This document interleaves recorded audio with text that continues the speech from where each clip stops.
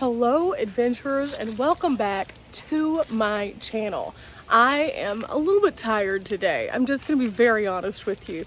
It has been a long few weeks, and today we decided we were just gonna relax a little bit this afternoon and do something just really chill around camp. Now, one of the things that I have been doing kind of is trying to catch up on fall and chase fall weather, and in doing so I've gone to a lot of cool locations, but at the same time it's really taken its toll on me when it comes to allergies. This year's been kind of a weird fall, so with that have come more than a few sniffles and a few coughs as well. So today I just wanted to have something that was super comforting, and I'm going to be sharing a meal with Riley, and then I think we're going to start a campfire and just relax around camp, and you know, that's about it. But I wanted to show you what it's realistically like on a typical day when you're just tired. You don't want to go anywhere. You don't want to have to do a whole lot of crazy prep. So you go with something that you know. So today we're going to be cooking sausages with peppers and onions. And then we're going to be also having some really delightful mac and cheese, because mac and cheese is a comfort item. You guys are going to come along with me for this adventure. Now, there are days like this. We all have experienced them. But today you're experiencing this one with me and my friend. As you can see, this is our site, and there are some leaves on the ground, and they're just starting to turn a little bit here in Missouri. Now, this is our second campsite at this campground, and this isn't even gonna be my last campsite while I'm here. One of the only negatives of sharing some of my favorite places with you guys at home is the fact that the more that I share content on the internet, the more people get to see how cool it is. And unfortunately, some of these places then get a little bit more busy than they normally would. Now, I am not the only one who is doing this. Everyone who provides content or tells stories or shares their thoughts on a campsite ultimately kind of push ourselves out just a little bit. So I'm at one of my favorite state parks here, and I've noticed on the weekends it is impossible to get a campsite for an extended amount of time. So this is kind of what happened. We pulled in, and my favorite site here is 213. I was planning on getting that one, but it was already taken. So I went with 214, which is my second favorite site here. And it's just because of its proximity to the bathroom and stuff like that. It's a personal thing. It's not for everybody, but I'm usually traveling with a friend like I am now. And so those two sites do really well for being a little bit more level for our vans. But the problem was 214 over the weekend, completely booked up. 213 also booked up.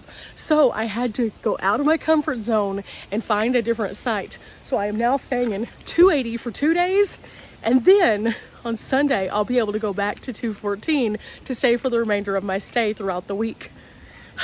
Took a little bit of management there. Had to really go on and shop for sites to find one that was even going to be available for me to kind of transition into over the weekend. And fortunately, we secured one as a result of a cancellation. So 280 is a gorgeous site, and it's actually right next to the lake. So let me show you around a little bit, and we'll start cutting up some veggies because I am hungry. Okay, from our camp we have a little path that goes down to the water itself right down there. Again, you can see Dimples is right here, and then Riley has her Subi back in the back. And she did have to back in to make it a little bit more level, but still 2 vehicles easily fit into this site. And you can see a little bit more of that fall popping out. This is why I love this area this time of year. We picked up some firewood at Area 71, which is a little gas station just about a mile away. And so the fire pit itself, we're going to be using in just a few. And something kind of cool that's just beyond the Subi over there, you can kind of see it. It's an elevated tent. Those are really nice, and they have a couple of those here at the campsite. So those are a nice option for somebody who's not self-contained in a vehicle like we are. Now, they do have a couple different kinds of sites at this location also. They have the basic sites, which are the ones like we're staying in, where you can stay with either a tent or a camper that doesn't have to be plugged in. And then you have your fully electric sites. Now, this is campground number 2 at Table Rock State Park, and they also have campground 1. Campground 1 is much more like friendly to larger RVs, and it's kind of really tight going over there. I have stayed there before when I did need electricity, and it was fine, but I prefer this one because you have much larger sites, as you can see, and it's really nice here. So I was kind of thinking that this backup site was going to be one of the less desirable ones, the ones that don't have shade, but in fact you can see it isn't. It's a really nice site too, so this turned into a win. Riley, you have never been to this campground before coming here, and now you're staying in your second site at this campground. I love it. This is actually like a luxurious campground because they have a really nice shower house and laundry facilities and flushing toilets. Right? Now, okay, question. If you were to, because you have not booked a site at this place before, how much would you say that we're probably paying per night, in your opinion, just on the experience? I would think it, actually, I already know because I peeked when you were booking it. Isn't it like, oh, didn't you book like 3 nights for like $40 or something? Yeah, it's $13 per night for basic sites. That's why I was so shocked because it's such a good deal. I know. Normally, if you're staying at like a national forest, it's much less of an experience for just about the same price. That's amazing. Yeah. Yeah. And what I mean by that is I've stayed at a lot of national forest campgrounds, and typically they're between like $10 and $20, but most of those only have vault toilets. And some of them do have trash, but none of them have showers like these. And this is just a really good deal and a really nice place in general. Now, this is one of my favorite places to stay in the Branson area. I do have a couple because I had to find a backup option because, again, you guys keep coming here and then I can't get a site. Oh no, oh no. But it's okay. I'm gonna get to cutting my veggies, and yeah, if you have anything that you would like to see us cook in the future, leave it in the comments below. Okay, we have both of the cooktops out. This one's Riley's, this one's mine. In Riley's pan, we're going to start some water to boilings for the mac and cheese. And then in mine, in a minute, I'm going to use the Ridge Monkey. But first, I have to cut some veggies. So I'm just going to use this plate.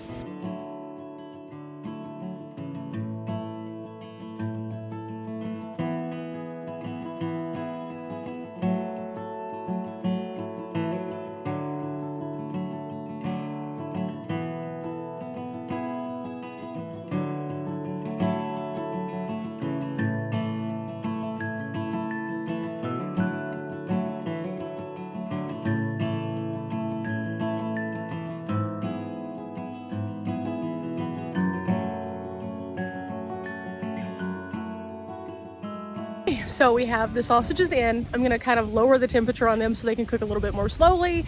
The water is almost ready for the mac, so yay! And Riley is starting working on the fire. How's it going, Riley? I don't know, I haven't built a fire in a minute. I mean, It's just really tiny logs. it's getting started though. Yeah. Yeah, we don't have to have a long fire, just enough to get the bugs away. Okay, let's put some pasta in. Okay, woo, looking good so far. Let's give it a little shake. It smells delightful.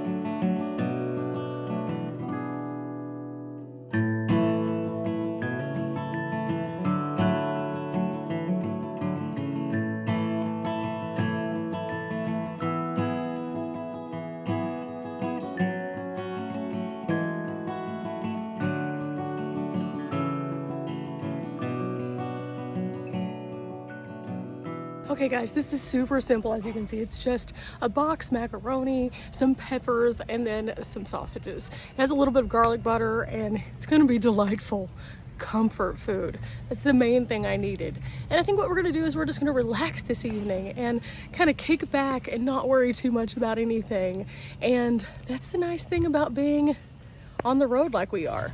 A lot of people go out and they have a set destination and time, but fortunately when you live on the road, it's not always that way. You can kind of appreciate those moments and kind of not have to get in a rush. Now, we do have some neighbors that pulled in over here. They're getting set up, but on this other side we don't really have anybody on the direct side, so this should be a pretty peaceful night's sleep. Yeah, it's gonna be fabulous. Okay, guys, I had a good night's sleep after that meal. Let's see what it looks like this morning. Ooh, super bright today.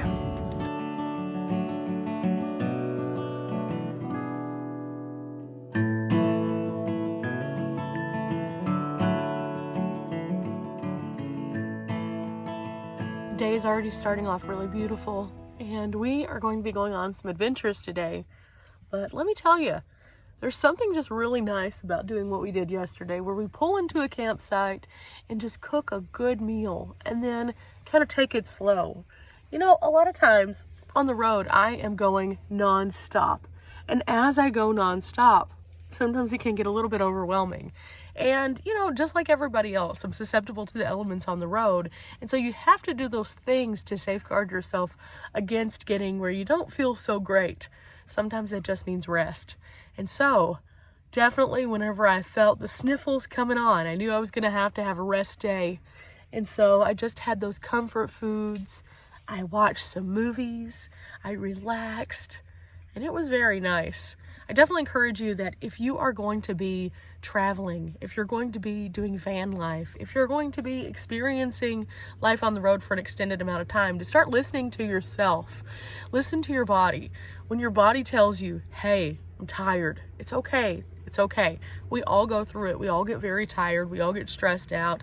And we all need a day where we just have some comfort food in our pajamas around our campsite and just take in the nature around us. Well, I'm glad I did, but now it is time to move forth. I'm going to go ahead and get ready for the day, and then we have some adventures planned, but I appreciate you guys coming along with me and seeing what it's really like sometimes. I hope that these videos are helpful to those of you who are just getting started and thinking about entertaining this lifestyle, and for those of you who are already on the road, I think you can relate.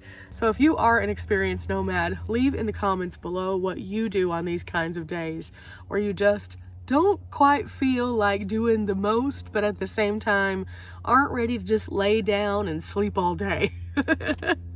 This is a very relatable day, and well, yeah, that's all I got today, guys. With that said, I'm gonna go ahead and finish putting myself together for today, and I'll see you on the next adventure. Remember, guys, we're not here for a long time, but we are here for a good time. Keeping yourself healthy, keeping yourself comfortable, and listening to your body cues definitely makes that good time a little bit better. Till next time, guys. Bye!